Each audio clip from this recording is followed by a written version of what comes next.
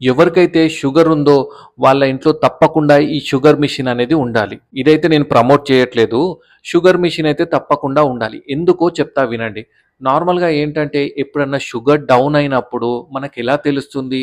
లక్షణాలు ఉన్నప్పుడు తెలుస్తాయి. బట్ ఆ టైంలో మీరు షుగర్ చెక్ చేసుకొని ఇమ్మీడియేట్‌గా దాన్ని ట్రీట్మెంట్ తీసుకుంటే అంటే ఎగ్జాంపుల్ షుగర్ వాటర్ తీసుకోవడమో, లేకపోతే షుగర్ తక్కువైనప్పుడు ఈ గ్లూకోన్ డి గాని వాటర్‌లో కలుపుకొని తీసుకోవడమో ఇలాంటివి తీసుకుంటే తొందరగా మీ షుగర్ గూడా నార్మల్ అయితుంది. మీ డాక్టర్ దగ్గరికెళ్ళొచ్చు. ఒకవేళ మీరు డిలే చేశారనుకోండి, షుగర్ మరీ ఎక్కువగా డౌన్ అవ్వడం వల్ల 70 బిలో అవ్వడం వల్ల, మరీ 60, 50, 40 అవ్వడం వల్ల, ఇంకా తక్కువ అవ్వడం వల్ల ఏమంటారు అన్‌కాన్షియస్ అయ్యే ఛాన్సెస్ ఉంటాయి. సో, అంత దూరం వెళ్ళకుండా మీకేంటంటే చిన్న చిన్న లక్షణాలు స్టార్ట్ అయితాయి గదా!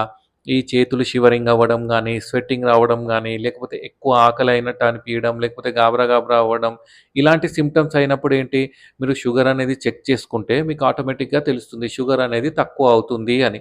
అలాంటప్పుడు మీరు ఈ ఇంట్లో ఇవి తీసుకోవచ్చు. అండ్ మీ డాక్టర్‌ని కన్సల్ట్ అయ్యి తర్వాత ఇలా తక్కువయింది అని ఈ రీడింగ్ మీరు చూపెడితే డాక్టర్ ఏం చేస్తారు? డోస్‌ని తగ్గించడమో, లేకపోతే మీ డైట్ ప్యాటర్న్‌లో చేంజెస్ చేయడమో లాంటివి చెప్తారు. అది ఒకటి రీజన్.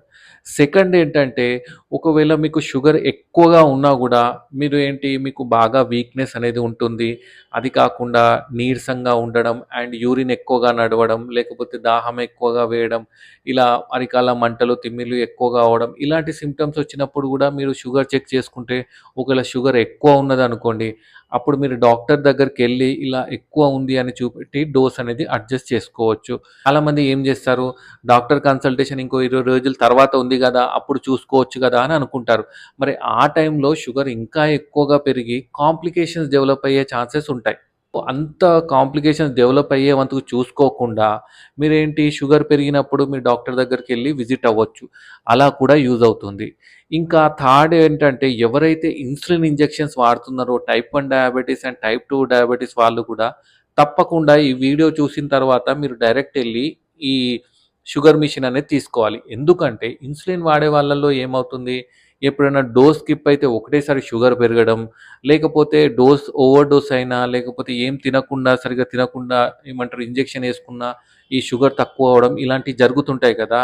అలాంటి అప్పుడు ఏంటంటే మీరు ఈ షుగర్ చెక్ చేసుకొని దాన్ని బట్టి ఇన్సులిన్ డోసేజ్ అడ్జస్ట్ చేసుకోవడమో, లేకపోతే మీ దగ్గరున్న డాక్టర్‌ని కన్సల్ట్ అవ్వడమో ఇలాంటివి చేయొచ్చు.